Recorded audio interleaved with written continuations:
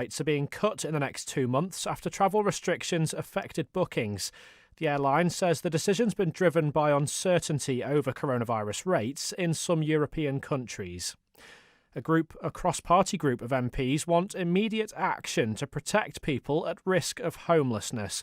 The UK government's 5-month ban on evictions due to the coronavirus pandemic will end on the 23rd of August. In Hampshire, faster due, the weather cloudy and dull for the rest of today, with further outbreaks of rain and drizzle, light winds. A few heavy bursts of rain are possible later this evening and overnight. Temperatures could fall to 14 degrees Celsius. Sunset tonight is at 8:43. Sunrise tomorrow morning, 2 minutes past 6. Into tomorrow, cloudy start to the day with further outbreaks of rain and drizzle, I'm afraid. Some brightness developing late morning, with the risk of a heavy shower developing in the afternoon. Light winds settling southwest later, top temperatures 20 degrees Celsius. Manx Radio News, 4 minutes past 6. I'll be back with a roundup at 11. In the meantime, keep up to date by following Manx Radio on social media or head to manxradio.com.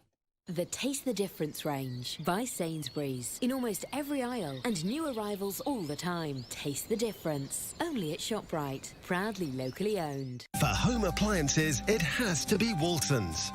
Samsung and Hotpoint ranges in stock, and we deliver. Visit waltons.im. That's waltons.im. Or call 611 711. Find a fabulous range of Venetian, vertical, roller and pleated blinds, including space-saving into at Looney's of Ramsey. Discover the advantage of free measuring, professional fitting and a full aftercare service. Let Looney's of Ramsey guide you to your perfect blinds. Looking for a gift that's a little bit different? Visit quirky.im. The best of the island delivered to your door. Jewellery, food, experiences, clothes and more. Quirky.im, the quality Manx artisan store. Your business can grow its market share 4 times faster when you use the radio. Be heard by nearly 49,000 islanders over 13 weeks. Call us on 682 600. Manx Radio is proud to support Manx businesses and communities. The Nation Station, Manx Radio.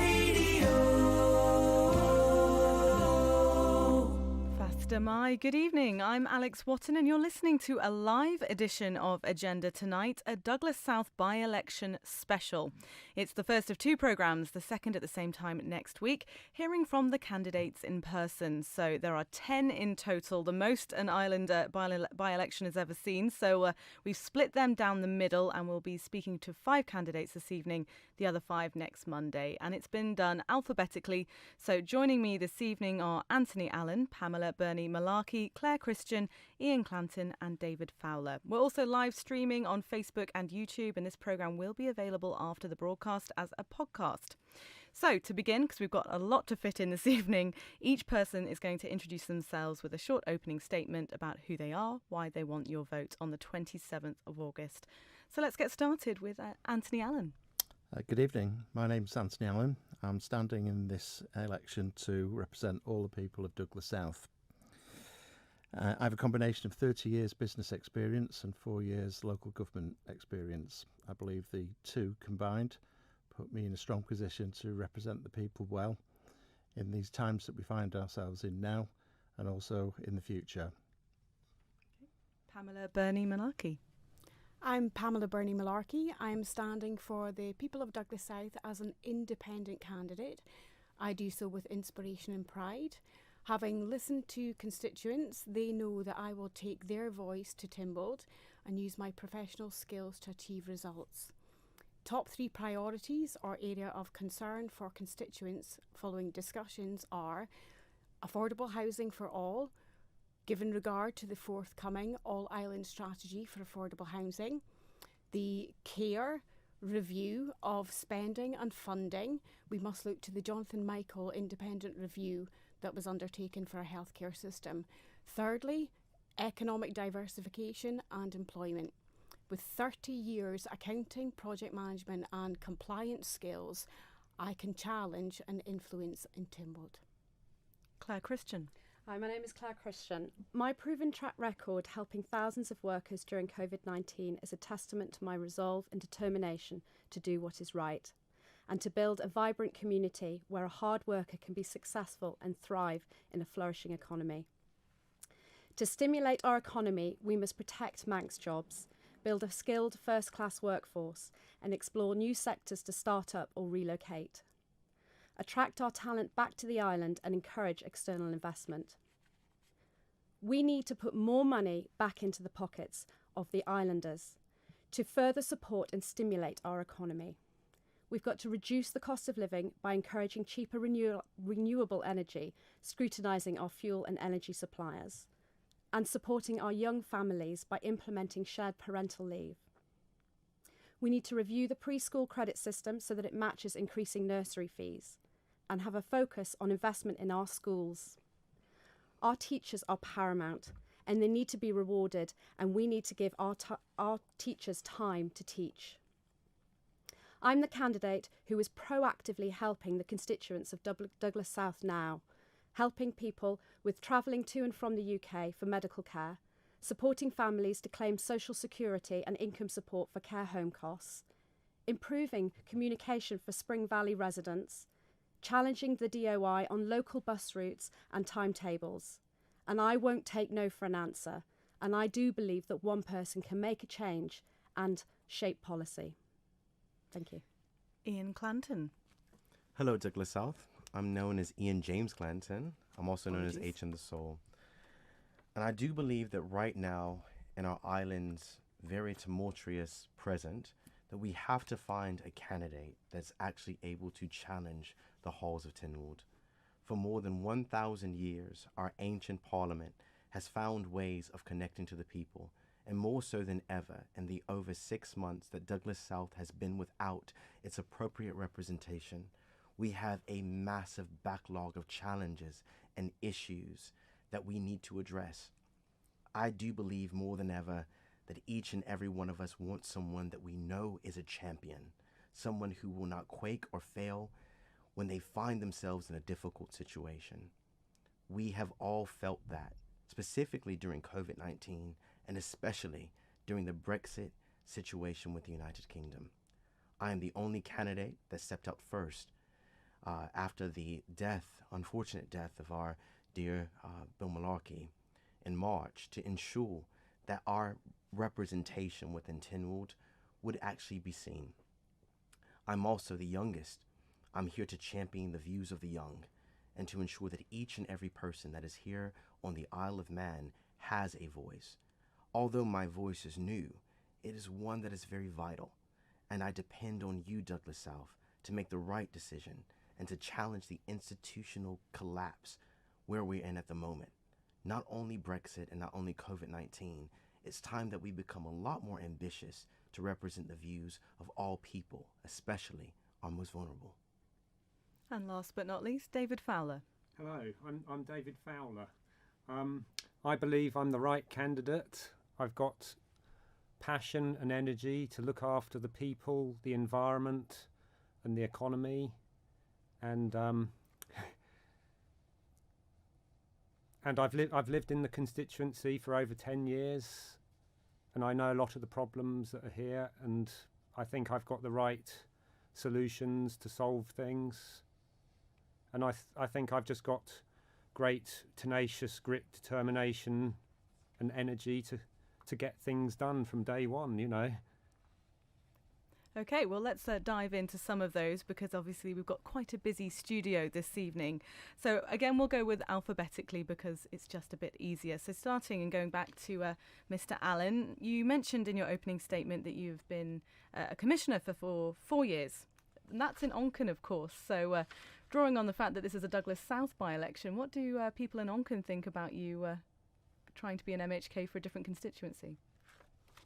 Well, I don't know what everybody thinks, but I'm just going to share with you the most favourable comment that I heard recently, where one person said to me, it's our loss and Douglas's gain.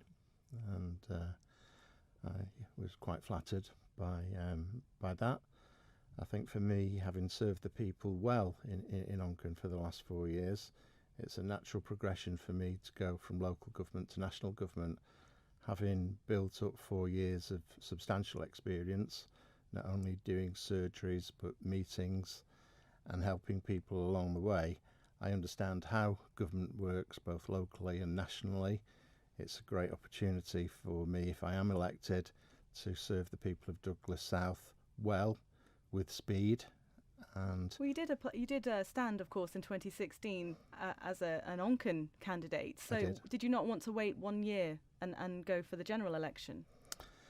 I felt when I looked at the situation in Douglas South at the time that there wasn't anyone really that was coming forward with local government experience.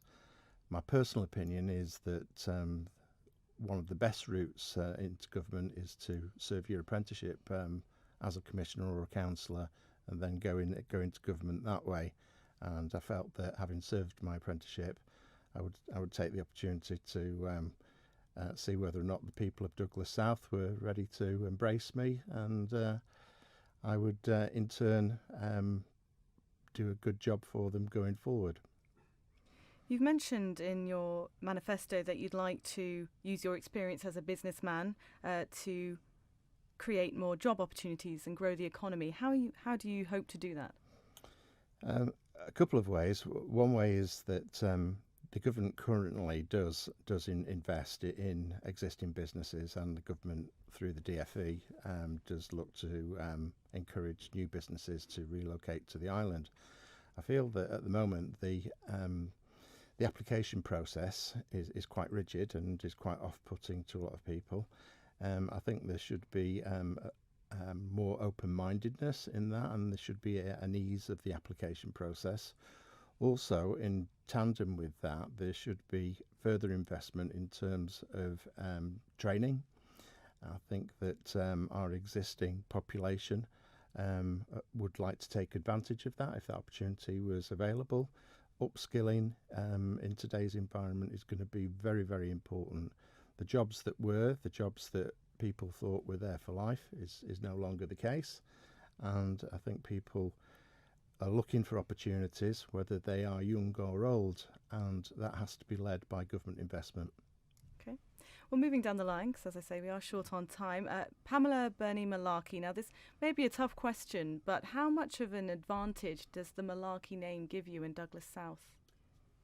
The Malarkey name does give an advantage. The bigger advantage is I am very well known in Douglas South. Having previously, prior to even meeting my late husband, I'm very well known. 20 years I've worked for the community in charitable remits within Douglas South. Well, you detail a number of proposals in your manifesto, one being to partially privatise the steam packet. Stood out to me. To what end? This is where we as Manx residents, must have the opportunity to buy shares in the steam packet. We need to look to the future. All the issues that we have regarding the steam packet that people constantly raise and have done for many, many years about fair prices, the remit or the looking at the aspect of where the current employees pay their tax and national insurance. When the investigations came for the steam packet, we now know that all tax and national insurance for employees are being paid through an employment company based in Jersey. As shareholders, potential shareholders, we should be allowed the opportunity to take advantage to influence where our money is going as investment for long term.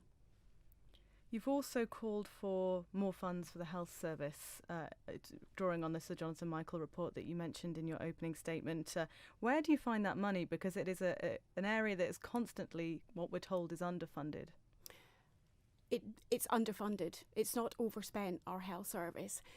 In the looking at what government is proposing through the review, the Sir Jonathan Michael review, there is intimation this will be a major issue at the general election next year. The proposal is to go down the route of the Jersey scheme for funding of our health service, which means that we would have an increase to our national insurance contributions to provide for the expected expenditure on the health service. What's the reaction been like to increasing national insurance? Because that can't be popular. It's not popular, but we're in unprecedented times. What I would like to do, personally, if voted and if I become an MHK, is to seek the opinions of all island residents Give them the numbers as an accountant, give them the numbers to say, this is what your expectations are, this is going to cost us. How much more would you pay in tax and national insurance? The Manx people must answer that question. Sure they will. Claire Christian, moving on slightly. You've called for more support and focus on small businesses. Does that draw on your own experience in business? Absolutely. The small business community is one of the main reasons why we're surviving COVID economy fallout. It makes up 70% of our economy, and it's really crucial. It's the backbone of our economy. So yes, it is through personal experiences, but it's the reason why we don't have, and we do have an increasing number of unemployed, but we don't have a lot of unemployed as compared to the UK right now because of our small business community. Well, speaking about creating jobs then, another popular theme in many of your manifestos this evening, you've talked about medicinal cannabis as a way of creating jobs, 200 to 250. How would that work? So we would seek investment from external, from the UK or elsewhere, and they would set up over here and they would create an economy basically for medicinal cannabis, and we have the opportunity to do that, and that would create 200 to 250 jobs in the first year. I've been told that that's what the estimates are. Does the island have the workforce ready to fit into that? We need to skill those people, absolutely, and that will provide lots of job opportunities to do that. You've also spoken about air links. We've talked about sea links. You've talked about partnering with smaller airlines as a result of the COVID-19 uncertainty. Now, we've already seen something similar with Aurigny, with Guernsey. Isn't that already happening? It is already happening, but we could also be looking to Loganair as well for some help and support, and be looking at actually getting a backup plan, because we don't know in the future what the state of our airlines are going to be like. We don't know if there's going to be an EasyJet in 6 months' time. The way that it's going, it might not. So we need to have that support in place now and basically work with them to have that infrastructure in place. Moving down the line, Ian James Clanton, also known as HM The Soul. You said in your opening statement, as well as at the Black Lives Matter march, that you are the first black man and American to be running in a Tynwald by-election, and you see an opportunity to create a new image of the Isle of Man. So what does that image look like? I believe that the image of the Isle of Man that we currently find ourselves in is one where each and every person has the right of representation.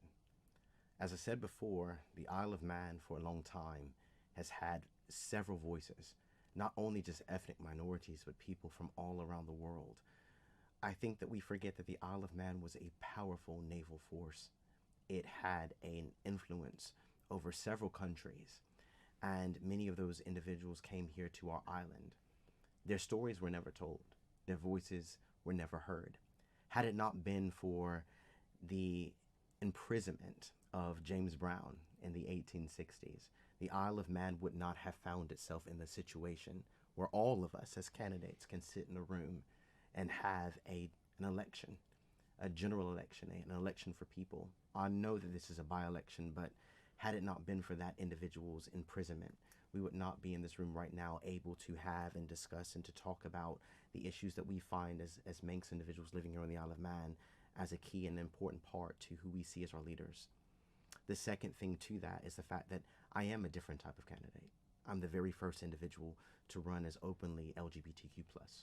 I'm the very first black male. I'm the very first American. And I'm the youngest person here. I think that it not only requires bravery, it requires people to have a trust within the constituency to know that they also have a role to play. We cannot sit back and just talk about local business. We can't just say that medicinal cannabis is the right way. We have to decriminalize possession.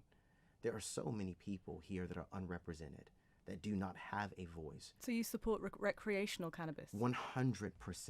I feel that the cases that we found specifically through the COVID-19 lockdown measures are completely outrageous. I feel that there's so many younger individuals that will find themselves in a situation where their lives are destroyed because we've not legalized faster. I look at the United Kingdom and I see the fact that the UK is in the greatest recession that it has ever been in modern history. Yet we're following in line with them. We need an MHK that can challenge the status quo, that's willing to see a very much more independent or sovereign Isle of Man. And that is what I will be fighting for the constituency of Douglas South. You're unique as well on this panel because you do not have a manifesto. Is there one forthcoming, or have you chosen not to do that?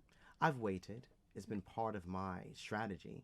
I think that most of the manifestos that have been put into the mix at the moment have probably been discarded or placed into the rubbish bin.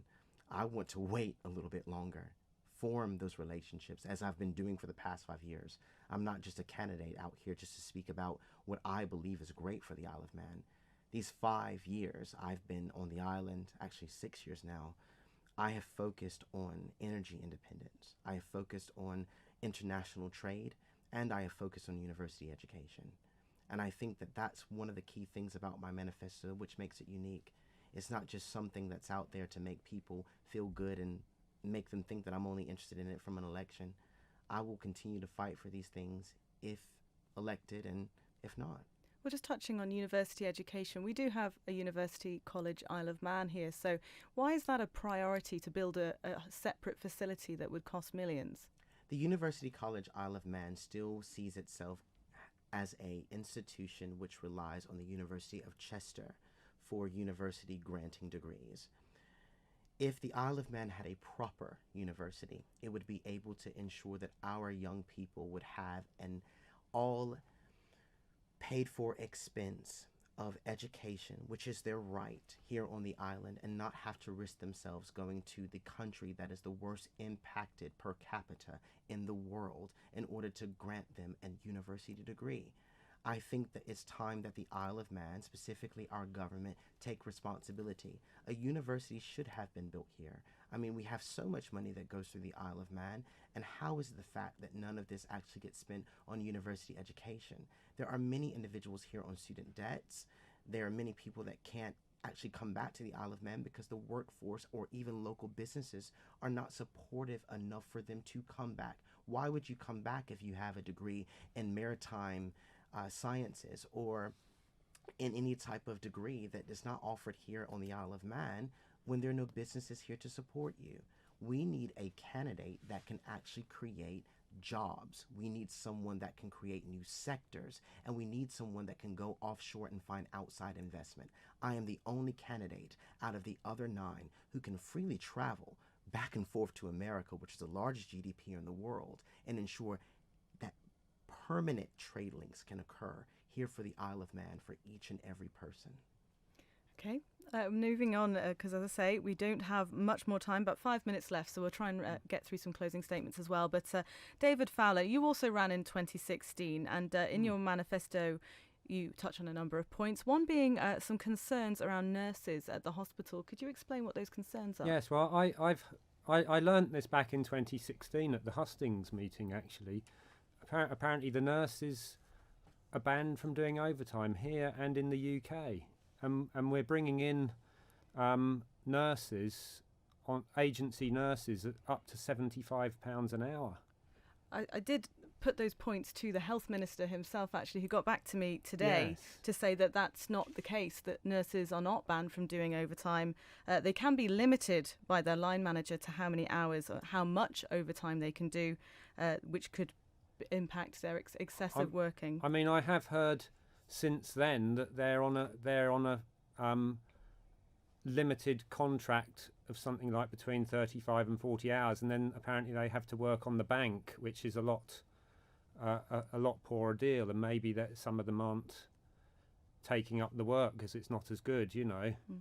Well, another point, the £75 an hour, that's also been disputed by the health minister. Apparently they don't often use agency nurses. It is bank nurses, and they don't get paid. They get paid a normal nurse rate. Well, I mean, I don't know. That was what I was informed in 2016. Maybe they've reduced the number of agency nurses now, you know. Okay. Other points you discuss is protecting the elderly and disabled, vulnerable people. How do you plan to do that? Well, I mean, I've met a number of blind and partially sighted people within the Douglas South, and they've just complaining that there's uneven pavements and they need crossings and things, you know. Are these things not being sorted with capital schemes at the moment? I don't think so. I mean, there's a blind person in Leonard Park who has great difficulty crossing the road across towards the Spa shop there, and they've been there for years, and no one's ever tried to put a crossing down there, and yet they put a zebra crossing up the top of Stevenson Way, which isn't that difficult to cross unless there's some blind people up there. But I've not met any blind people up there, you know. You're an advocate of an all-island rating system. Yes. Can you tell us about that? Yes, I mean, I'm quite passionate about that because they're trying, at some stage, they want to do a rates review, and I think the people of Douglas South, particularly Saddleston and Farm Hill, will get stung by this.